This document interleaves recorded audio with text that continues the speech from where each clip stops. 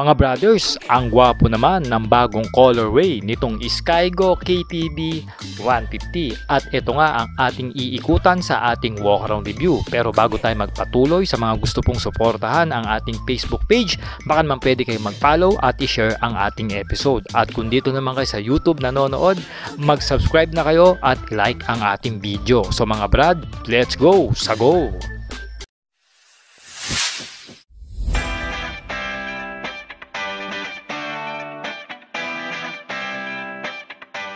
Mga brothers, available na sa Shopee ang ating riding jersey at iba pang mga riding gears na ginagamit natin. Nandyan yung link sa gilid ng video. Let's go! Sa go! Mga brad, nandito pa rin tayo sa Skygo Subic Zambales branch para silipin naman ang version 2 at panibagong colorway nitong KPB 150 ng Skygo mga brother. Ayan po siya. Ito na po yung version 2 mga brothers na keyless na po yung kanyang susian. Two-way po yung susi niya. No, bali meron siyang physical key. Ayan mga brothers, kung sakaling malobat ang inyong remote, pwede nyo pa rin siyang susian ng kanyang mismong physical key. Okay? Ayan, so walk through muna tayo sa motor para makita nyo po kung gaano kaganda yung kanyang colorway, ano? Sporty look, pang kabataan ng datingan mga brothers. So, diba? Tsaka mas kitang-kita yung body design. At ito po yung may mga nagsasabi na may issue nga doon KPB sa version 1 po yon. At yun na-address na po rito sa version 2. Sa oxygen sensor data siya nagka-problema. Pero ngayon po yung mga version 2 po okay na po yon at wala nang problema. So hindi na po tumitirik yung motorsiklo. Alright, di ba? So start tayo rito sa harapan mga brothers. Meron po yung dito na windscreen na clear version po. Clear ang kulay niya. Ayan, kakabit po yan pag activated na. Ang kagandahan, adjustable yung kanyang windshield mga brad. Pwede pong adjust. Angat nyo lang to, ma-adjust nyo na yung kanyang windscreen. Yung tornilyo, allen bolts na rin, no? At isa pa sa mga original style ng KPB, meron siyang cyclone style na LED headlight. Ayan, no? So ito po yung kanyang ilaw o daytime running lights, no? I think kasama ito. Tapos yung low beam and then yung high beam. Okay, so ang ganda ng kulay talaga. Maganda rin ang pairings natin dito mga brothers. At may tuka o may tulis tayo rito dahil isa po itong touring scooter. Ayan, palitan nyo lang ng dual sports tire, pwede ng pang mga light trail na takbuhan. Syempre pa maganda rin ang fender natin dito. At ito nakaka front telescopic port. Alright, at tayo rito mga brothers ay meron tayo rito disc brake sa harapan. Malaki na rin yung disc rotor. At dalawa po yung piston ng kanyang caliper. Okay, so meron tayo rito tire size mga brothers na 100 by 80 at 14 inches na wheel mags, no? Naka-aluminum na po yung wheel mags natin dito na powder coated po ang kulay. At ang kagandahan, naka-tubeless na rin po ito, branded by Cordial. Yan, maganda naman po yung kanyang pagka soft compound. Pero kung maselang kayo, palitan nyo po ng mga Pirelli o Michelin para mas maganda yung kapit. Malinis ang underneath natin dito, madaling linisin, no? At madaling ma-approach yung ilalim ng scooter. Alright, ang kagandahan, meron pa siya ritong abang. Pwede nyo siyang lagyan ng parang crash guard. Ayan, may tornilyuhan dito. Yung mga nauuso ngayon mga brothers, pwede Sa dimension naman mga brothers, napakadali lang i-manage nitong KTB 150 ng Skygo dahil mababa lang po ang kanyang C-type na tumataas lang ng 765mm. Sa mga katulad natin na 5'5" pababa lang na mga Pilipino riders, hindi po tayo rito mahihirapan sakyan ang scooter na ito. At maganda po ang kanyang ground clearance na tumataas naman na 180mm na above minimum. So po yung mga matataas na humps at mga malalalim na lubak ay yakang-yakan nitong KPB 150. At ito mga brothers ay may kabuuang bigat na 143 kg. It means kasama na po doon yung full tank at yung kanyang engine oil. Upright po ang ating riding position dito at meron po tayo ritong standard put position and put forward position na magagamit natin sa mga mahabang biyahe. At maganda po ang kanyang setup pagdating sa upuan na makapal at malapad po. At makapit din po ang upholstery nito nung na-test ride ko ito sa Cebu. Kaya bike fitting mga brothers, pasado ito. Dito naman sa likod mga brothers, makikita natin ang split grab bar niya. Formado to mga brothers, no? At sayang hindi siya ginawang top box ready. Pero pwede nyo naman ito pagawa ng customize. Marami na nagko-custom ngayon para malagyan nyo ng top box na mga universal, no? Split din po ang ating taillight dito. LED na rin yan mga brothers. At nandito naman po ang ating turn signal lights. Flexible po yan, LED na rin. Maganda ang rear fender natin dito mga brothers. Split po ito. Nakikita nyo, nandito yung lagay ng plaka, may reflector, may ilaw. Then meron tayo dito fender ulit, yung parang tire hugger.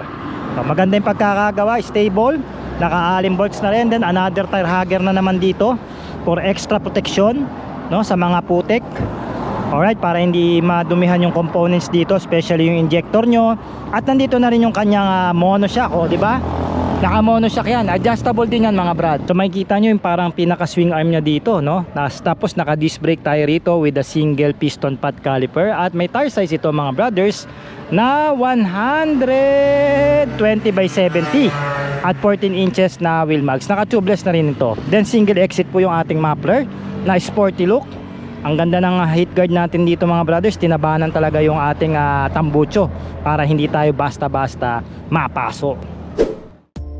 Sa makina, ito ay kargado ng 149.3cc na isa ang kanyang cylinder. Meron nga itong single overhead cam na dalawa yung kanyang valvula. Siyempre pa, naka-liquid cooled na rin ito dahil mataas po ang kanyang compression ratio na umaabot ng 10.6:1 habang meron tayong bore-in stroke na 57.3 by 57.9 mm.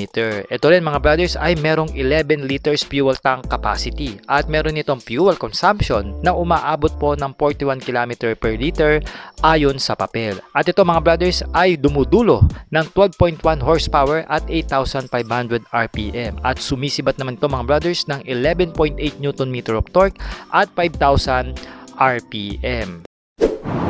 Okay, side profile mga brothers. Ayan, makikita na natin dito yung ginawang colorway ng Skygo. May 150 dito, white, then blue, then lime green o parang yellow green. Diba? Sporty look, parang Valentino De Rossi. Meron na naman dito sa running board na ganon, no? Ang ating side stand, merong kill switch. Ayan, hindi yan mag-i-start pag naka-engage. Ang tapakan natin dito, aluminum at I can say na quality, oh. Ang ganda na engagement. Alright, so meron siyang parang design dito. I guess ito parang lagaya ng net. Kung maglalagay kayo ng kakargahan, no? O may kakarga kayo rito, pwedeng ilagay nyo rito yung hook, no? Ayan ang nakapapansin ko dyan eh. Tignan natin yung air cleaner dito o air filter. Ayan, maganda, malinis. O ayan, may kaha pa mismo yung gilid natin dito. May nakalagay dito na Skygo at NBD. Alright, ayan, makikita nyo lipan talaga siya. Kabilang side, no, ito meron tayo rito rubber matting sa tapakan. Pwede tayo mag put forward dito and also standard na position, no? May pinaka protective na rin natin ating radiator since naka radiator ang ating makina rito mga brothers. Same din yung approach ng kanyang colorway dito mga brothers, no? Going sa kanyang manibela, ito na. Makikita na natin dito sa gitna ang ating negative style na digital meter. Ayan, no? Tapos ang skin niya parang carbon fiber. Okay, naka naked handlebar tayo rito mga brothers. Ang allen bolts natin dito stainless na rin para hindi basta-basta kalawakin. At pagdating sa switches, dito sa kaliwa meron tayo ritong busina left and right, no? May hazard switch, patayan ng ating low beam, high beam, flasher na adjustable ang ating mga preno rito, pero okay lang.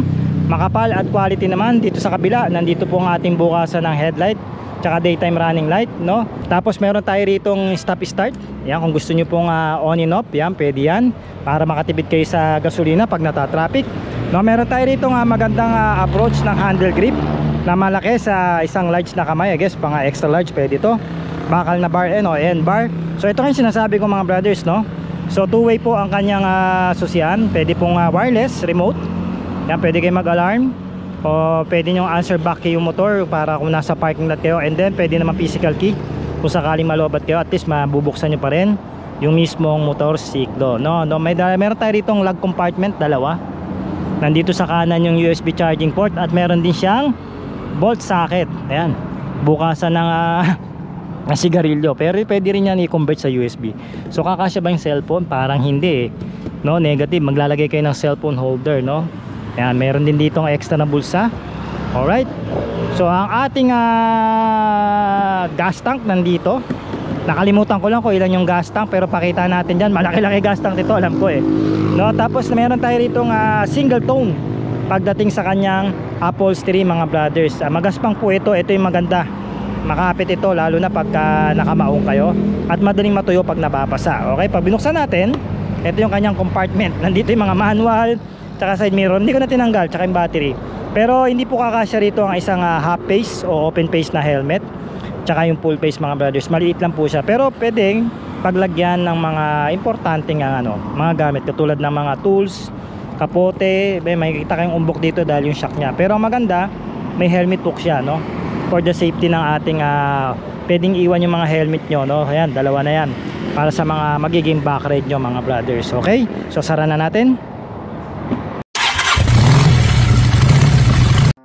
So mga brothers, natapos na nga nating ikutan itong bagong colorway version ng Skygo KPB 150. At ito mga brothers ay merong updated price ngayong 2025 na 118,000 pesos. Kung kukunin nyo naman po ito ng hulugan, meron po itong down payment o minimum down payment na 5,000 pesos. And for the 3 years, meron po kayong huhulugan na 5,342 monthly. At meron niyang rebate na 200 pesos. So mga brad, maaari po kayo mag-PM sa ating Facebook page kung interested po kayo maglabas sa motor na ito at sa mga iba pang motorsiklo ng Skygo at Monarch Motorcycle. I-assist po natin kayo at kahit saan pa kayong panig ng Pilipinas. Okay, so mga brad, mag-comment naman kayo ng yes kung nagustuhan nyo po itong bagong colorway ng Skygo KPB 150. At once again, ako po si Sorg Moto, ang inyong ahente pagdating sa motorsiklo.